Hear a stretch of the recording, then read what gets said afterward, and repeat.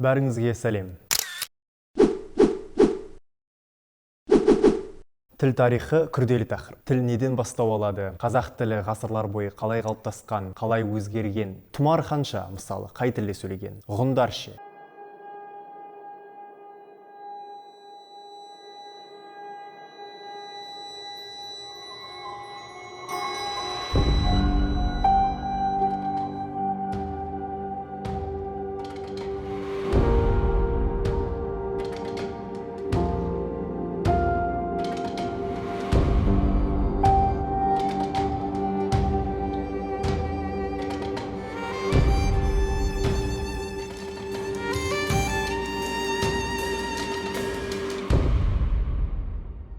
Тақырыпқа кіріспес бұрын бір маңызды ескерту жасағым келеді. Кейде адамдар, ой, біздің орыс, латыш, неміс, қазақ тілі әлемдегі ең көне тілдердің бірі деп жатады. Әдетте бұндай әңгіменің бәрі бос сөз. Неге? Түсіндірейік. Адамды адам етіп тұрған дүние тіл, яғни зият. Бұл Homo sapiens'тің аса маңызды бір ерекшелігі. Адамзаттың ықылым заманнан бері, қарапайым сөзбен айтқанда, аузы жабылмаған. Әрдайым сөйлеген. Сөйлеген сөзі атадан балаға беріліп отырған. Әрине, уақыт өте өзгеріп отырған. Бірақ әйтеуір сөйлеу дәстүрі үздіксіз жалғаса берген. Біреу Қытай тілін, мәдениетін ең көне деуі мүмкін. Өйткені мысалы біз 2000 жыл бұрын жазылған Қытай қолжазбаларын таба аламыз. Сонда 2000 жыл бойы басқа халықтар үндемей отырды ма, сөйлемеді ма? Адамдар көбіне этнонимнің, яғни ұлт, халық атауының көнелігін тілдің көнелігі деп қате түсінеді. Парсы сөзі, мәселен, нақтырақ айтқанда парсуаш деген халық атауы алғаш рет біздің заманымыздан бұрынғы 836 жылғы қолжазбада кездеседі. Бүгінгі Иран жерін мекен еткен халықтар 3000 жыл бойы 3000 рет құбылған. Бір империя құрылды, бір империя құрыды. Біреулер зәрдүш дінін насихаттады, күшейтті, біреулер келіп ислам дінін таңды. Тілде мың құбылды. Мысалы, мынадай сөйлемді қарастырайық. Камбез, яғни біреудің есімі, Мысырға аттанғанда әскер бүлік шығарды. Бүгінгі заманауи парсы тілінде бұл сөйлем вақты Камбоджия бәмәсір сафар кәрд, артыш шореш кәрд болады. Көне парсыша нұсқасы бұлай. Оның дұрыс оқылуын мен білмеймін, бірақ мүлде бөлек сияқты көрінеді. Көне парсыша дірәя, дірәуга, шията еді. Бүгін бұлар дәрия, доруг, шад болып кетті. Бүгінгі парсы тілдес адам көне парсыша сөйлем түгіл бір сөз түсінбесе таңғалмауыңыз керек. 3000 жылда пластикте шірейді. Яғни тілдің атауы белгілі бір саяси бірліктің атауы. Ал саяси бірліктер бір құрылып, бір құлайды. Біздің көз алдымызда Югославия деген бір мемлекет бөлініп, ішіндегі бір тіл бірнеше тілге айналды. Бүгін серб-хорват тілі жоқ. Серб тілі бір тіл, хорват тілі бір тіл, боснақ тілі бір тіл, тіпті 2006 жылдан бері Қаратау тілі бір тіл.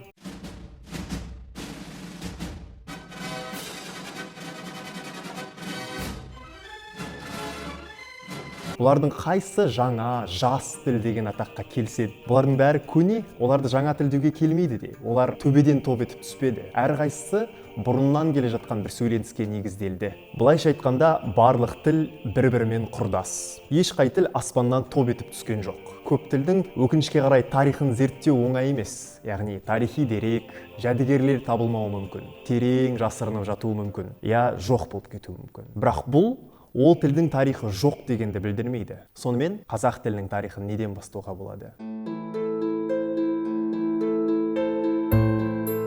Басында Тұмар ханша қай тілде сөйледі деген сұрақ қойып едім. Түркі тілінде сөйлеген ба?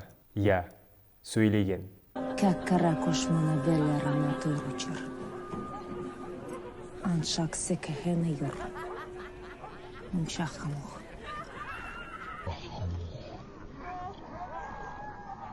Фильмде ғана.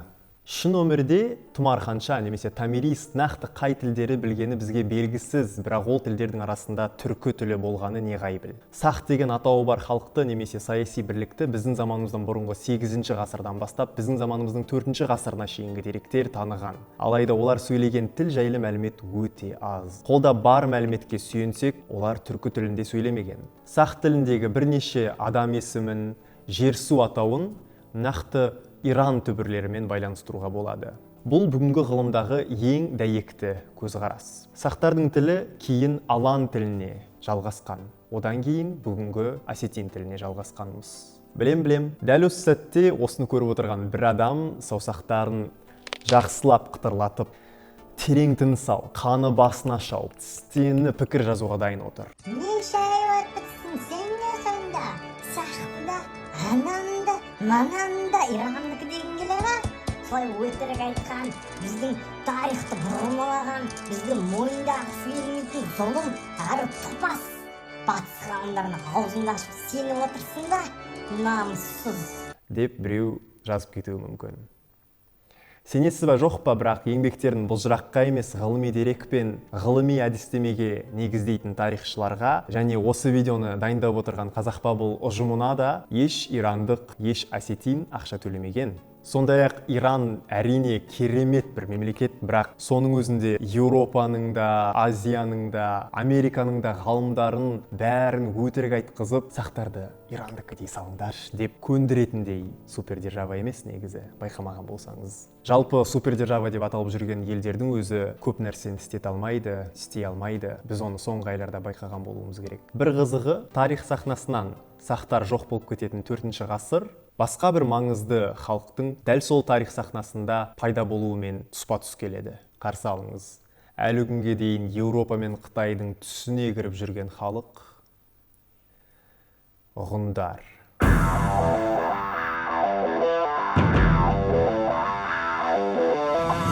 Мен ғұндар жайлы олар Еуропа мен Қытайдың түсіне кіріп жүрген халық дегенде негізі әзілдемедім. Өйткені мысалы бірінші дүниежүзілік соғыс кезіндегі плакаттарға қарасаңыз, пропагандаға қарасаңыз, ғұндардың образы, ғұндардың бейнесі өте жиі пайдаланылады. Яғни арада 15 ғасыр өтсе де, ғұн деген сөздің өзі белгілі бір ассоциация қалдырған. Әуелі біздің заманымыздан бұрынғы 3-ші ғасырдан, біздің заманымыздың 3-ші ғасырына дейін Қытай деректерінде жиі айтылатын және көбіне қытайша атауымен тарихта қалған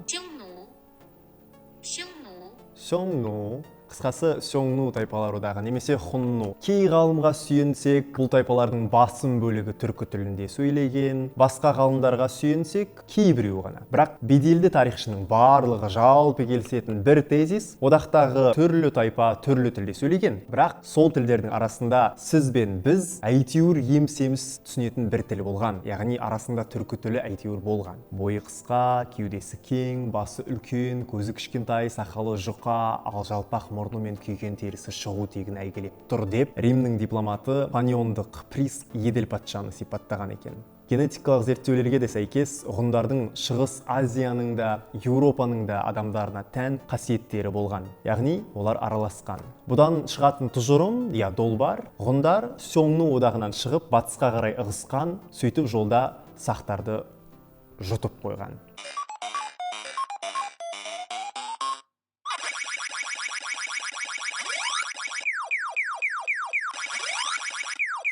Ғұндар әрине көбіне көшпенді болған. Енді біз келесі бір көшпенді халыққа көшеміз. Олар бүгінімізге тіпті жақын. Тілдің тарихын зерттегенде септігін тигізетін дүние сол тілдегі қолжазбалар. Әрине, қазақ тілінің тарихында көне түркі жазуының алар орны бөлек. 6-7 ғасырларда өмір сүрген түрік қағандығында билеуші тап өкілдері жазып қалдырған ескерткіштер өте көп. Мысалы, Орханнан табылған мәтіні бар ескерткіш саны 54, Енисайдан табылғаны 106, Талас өңірінен табылғаны 15, Тұрпаннан 38, Алтайдан болса ескерткіштің 78-і табылған.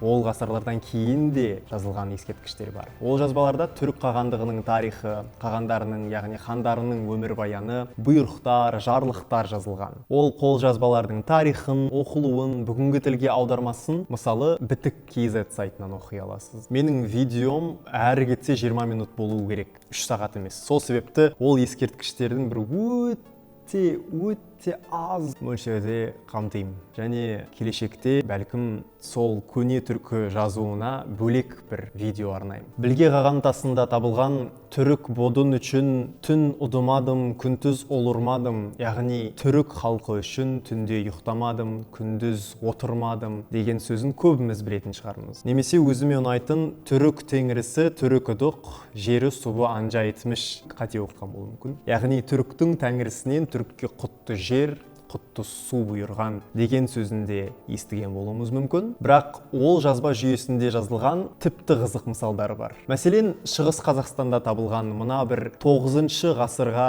тиесілі қола айнаның бетінде қызық бір жазу бар. Жепчі жегірен ар үлі, іші күнісін ессер құты басар дейді.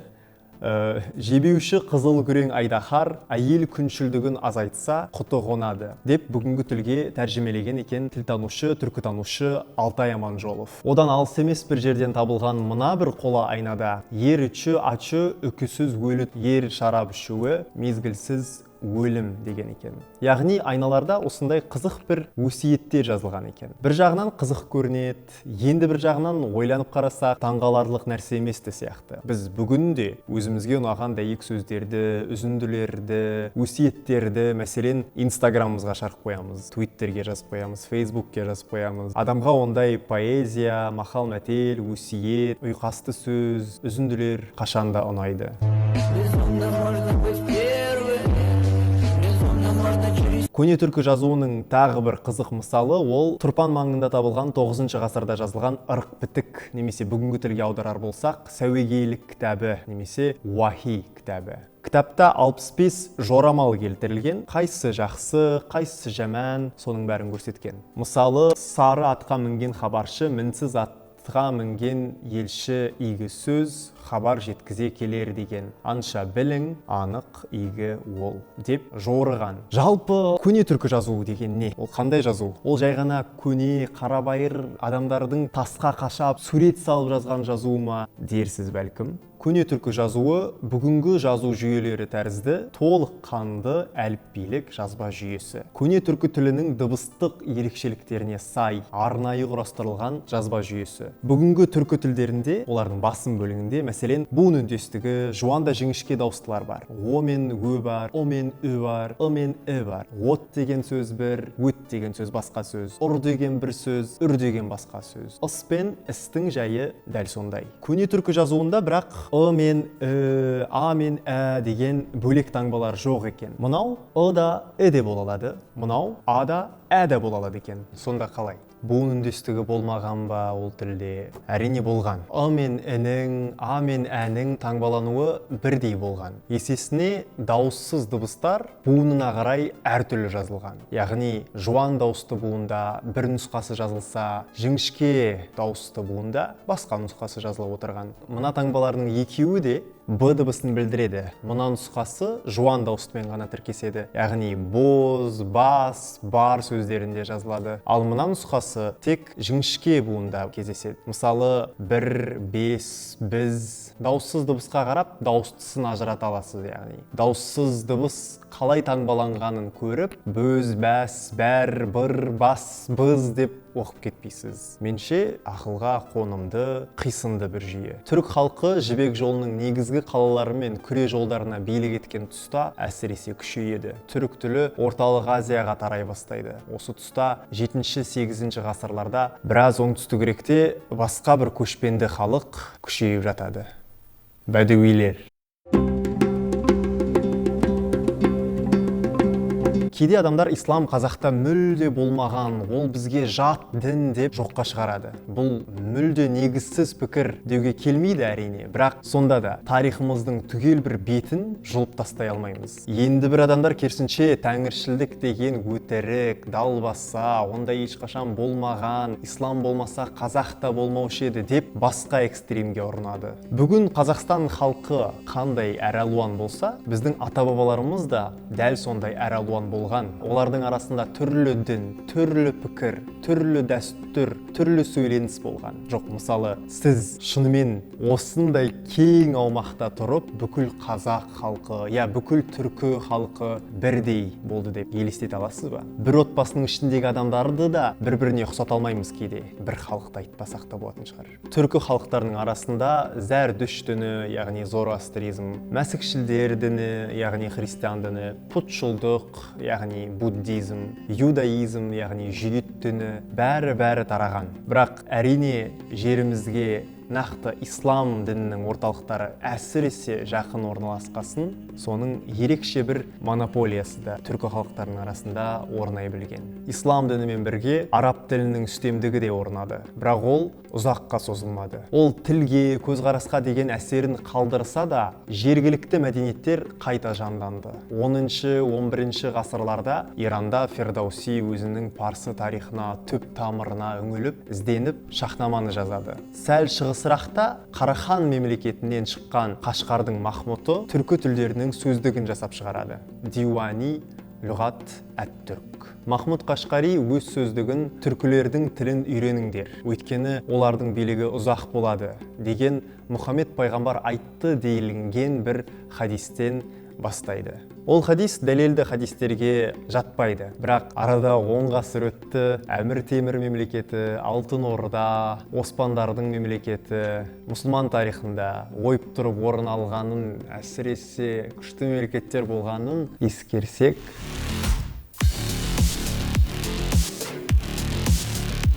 орта ғасырларда, яғни 10-15 ғасырлар арасында Яссауи, Жүсіп Баласағұн, Қашқари, Жүгінеки, Науаи, Бабыр сияқты түрлі авторлардың түркі тілдерінде жазылған маңызды еңбектері көп. Бұл мысалы Жүсіп Баласағұн жазған Құтты білік кітабы, оның яғни заманауи бүгінгі қазақ тіліне аударылған нұсқасы.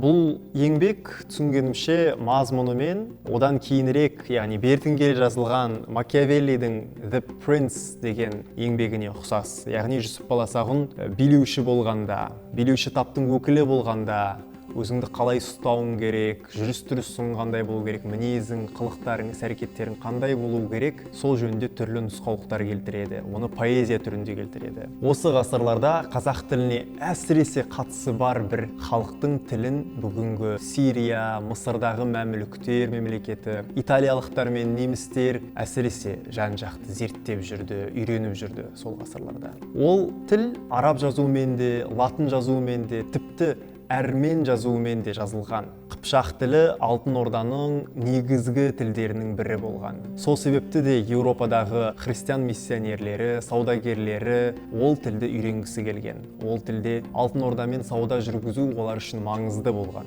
Сондықтан Кодекс Куманикус, яғни Қыпшақ тілінің сөздігі құралған. Ал мәмлүктердің жағдайында олар өзі, яғни билеушілері көбіне қыпшақ текті болған, өзара қыпшақ тілінде тілдескен, сол тілде әдебиет жазған. Мысалы, қыпшақ тілінің оқулықтарын жазған, шариғат, заң туралы еңбектер жазған, садақ ату, атқа міну туралы нұсқаулықтарды жазған. Кодекс Куманикусте мысалы жұмбақтар жиналған жері бар. Ақ күйменің аузы жоқ. Ол не? Отырғаным оба жер, басқаным бақыр шанақ. Ол нелер? Осы жұмбақтардың жауаптарын кім бірінші табады, соған біз ештеме бермейміз деп па? Сыйлығымыз бар. Сондықтан пікірлерде мархабат, дұрыс жауабын тауып көріңіз. Қазақ тілінің тарихы өте терең тақырып, өте үлкен тақырып. Сондықтан 20 минуттық видеоның ішінде оны толық қамту, тіпті шолып шығудың өзі мүмкін емес болып шықты. Сол себепті біз бұл тақырыпты бірнеше видеоға бөлеміз деп шештік. Қазақ тілінің тарихы жайлы келесі видеоларымыздан қапы қалмау үшін біздің арнамызға жазылыңыз, мәлімдемелерді қосып қойыңыз. Кездескенше сау сәлеметте болыңыз.